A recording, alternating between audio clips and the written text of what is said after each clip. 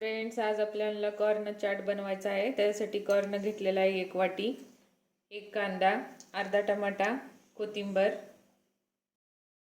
तर आपल्याला कॉर्न उकडून घ्यायचा आहे।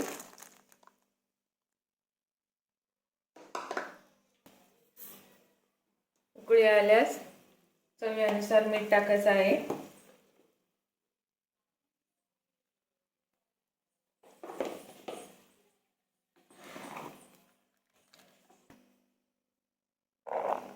तर आपल्याला हे कॉर्न काढून घेतलेला आहे। तर आपल्याला ह्याच्यामध्ये कांदे, बारीक चिरलेला टमाटा,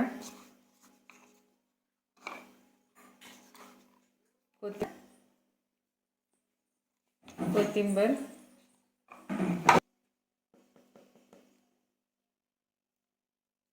लाल तिखट,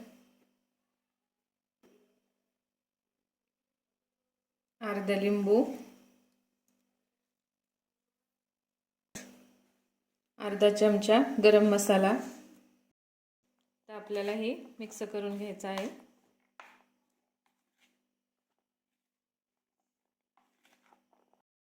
तयार झालेला आहे कॉर्न चाट।